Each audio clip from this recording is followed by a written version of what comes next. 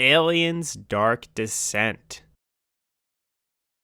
This is a weird game to talk about because it's really good, but it's also it's very similar to other games I have played. However, it's very uniquely its own, and so I wanted to sort of talk about this. The game sort of reminded me of Dawn of War 2's campaign mode because it's a focus on a small squad of Marines. However, unlike Dawn of War 2, where you can control each individual unit, in Dark Descent, you control one squad of 4 Marines as one whole unit. Basically, you pick 4 Marines, kind of like XCOM, I have been told, and you go and you do a level with your squad of Marines or soldiers. And eventually you can level them up and be different things: medic, gunner, hacker, sniper, whatever. However, it's done in real time where you're moving your units real time. Your squad is moving from location to location, cover, not cover. You can slow down time to use certain abilities like sniper shot, grenades, shotgun, whatever equipment that you're bringing with you.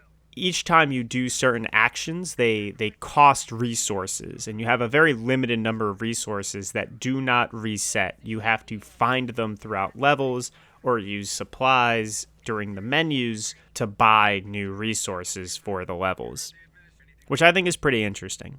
Going through these levels also isn't just like a sprint. You sometimes you have to be really stealthy because you just might not have the resources to deal with it. And as you continue to go through enemy encounters, your squad's stress levels will increase. Once they get to 100% stress, your Marine will get a debuff. You'll have to use a valuable healing resource like a med kit or something to remove.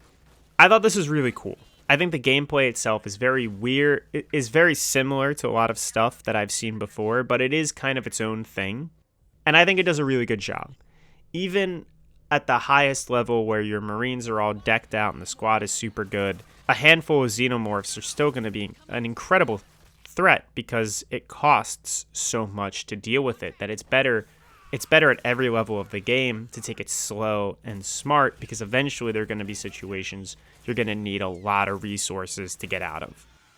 And I really enjoyed that. I think one of the things that was really cool about this game was that it had just a whole host of different enemy types. Different types of xenomorphs, drones, runners, queens, and a few extra bigger, badder things. I thought that was really cool. And then you're even fighting like humans also. I really like that. I thought that was pretty good. The xenomorphs can drag Marines or survivors away if they're just not flat out killing them.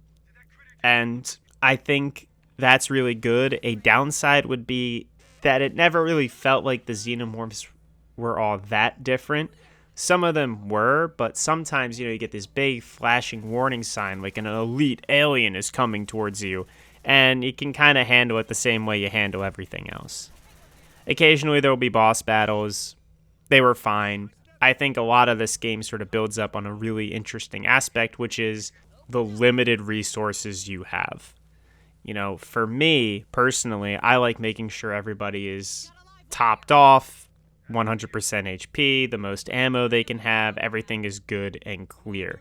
However, you're not only on a timer outside of the gameplay, you're on a timer inside of the levels. These levels, the difficulty, the alien awareness meter is going to go up and up and up the longer you're in the level, which is going to make the waves of enemies coming towards you harder. It's going to spawn more negative events that occur. It's going to make your Marines more stressed, and therefore cost more resources and be way, way harder to deal with. And I, had to really confront that. You just couldn't go into missions with fully stacked Marine squads because you don't have the resources to fund them. And so you're going in with more injured Marines with, stress and, maybe some wounds or extra damage on them. And you just kind of have to roll with it. And I think that's really cool. I thought that was really interesting, and it made the gameplay a lot better, not really by making the enemies harder, but by making your units weaker. And I thought that was pretty interesting. The levels themselves that you play through are pretty big, actually. They're really robust. They have a lot of content in them, a lot of side quests, a lot of enemies and options and plenty of things to explore if you want to, because you're always on a timer, so you're not really supposed to be able to explore an entire level, and sometimes you can't even access all of it until you go and do more of the story. I like that, and I thought that was really neat because sometimes these levels are so big, you have to really dig deep into them. You have to go all the way, you have to go to a base, and then you have to go to the basement of a base, and then that basement leads to a secret lab, and that secret lab leads to like an even secreter lab, and the farther you go down, the longer and longer it takes to get down there, the harder and harder it's going to be to extract, and I thought that was really cool. Outside of the levels, you sort of have a StarCraft 2 style ship where you play as a commander, and she goes around to the different sections of the ship, and you can upgrade part of your forces or recruit more Marines or something. However, in these moments, they kind of have a day-by-day sort of timer where the X amount of in-game days that goes by increases the difficulty of the xenomorphs you're playing against, which I like. It's a built-in difficulty curve. You can't just keep getting powerful and stocking up supplies without the enemies of the game becoming harder, more aggressive, and more frequent.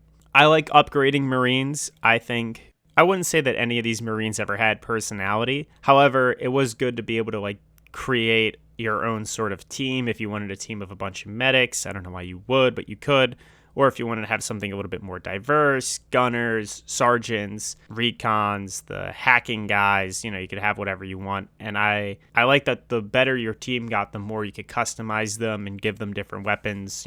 One can have a machine gun and a shotgun, the other has like a sniper and a revolver or an RPG or something like that. And I thought that was very cool. I really liked sort of building the squad in a way that I really wanted to play. I'll say a few additional things is that the game does have a lot of visual glitches and bugs. I never thought any of them were game breaking. I believe I never had to restart a level of the game. I don't think I've had any crashes, but sometimes there will be some issues with, a corpse staying upright and standing still, or you can't loot a certain enemy, but I've never had it to restart any level or the game at any point. I will also say that the missions in the game, like I said, these levels are really big, and so the missions take a long time. It'd probably be about 45 minutes to an hour for the earlier missions, and that's without leaving and coming back. You can always leave a mission and then come back later, but again, it adds an extra day. You have to kind of weigh whether or not it's better to do the mission all at once or to come back later when your Marines are more healthy and rested, but at the cost of the enemies becoming harder and more dangerous. I think that might be it. The only other thing I kind of wanted to touch on was the story. I think the story of the game is fine. I don't think it's as bad as some of the people were saying it was. I thought it was very passable and very whatever. But the gameplay itself became very addicting. I do want to add one little tiny thing here, is that in the year 2023, I made a promise to myself, and I said that I will not play a new video game until I beat the current one that I bought. And so I only want to bring that up because that hasn't really affected the way I played games. Usually I'll play a game and then I'll like it and I'll beat it and then I'll move on with my life. But Aliens Dark Descent, I played the first tutorial mission and I didn't really care too much about it. And then I played the next mission and I didn't care too much about it. However, I really wanted to play Tears of the Kingdom and Street Fighter 6 and stuff. But because of this rule I had imposed, I couldn't play them until I beat Aliens Dark Descent.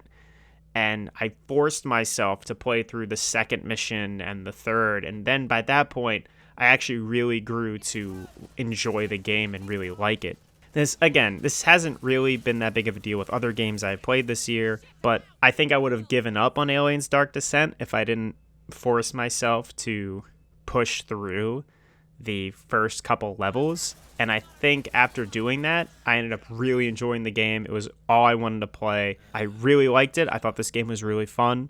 I highly recommend it. And if you aren't loving it or like having a great time and it's only the first level, I would say try to get to level 3, like really try to play the game wants to be played like, and like try to get a little bit more invested in sort of the gameplay, and maybe that would change. I thought this game was really, really good, but I will acknowledge that I wasn't a big fan of it at the beginning, but it grew on me pretty quickly. And that's it. I don't really have anything else to talk about. If you haven't heard of Aliens Dark Descent and you like RTS games, a little bit more real-time active strategy games, this game had a lot of real-time strategy involved with how you handle certain situations and setups. There's a lot of really cool and interesting decisions. I thought this game is really fun. If you like Alien, it's worth checking out. If you like RTSs, it's worth checking out. And if you haven't seen Alien or Aliens, you should watch them. Those are great movies.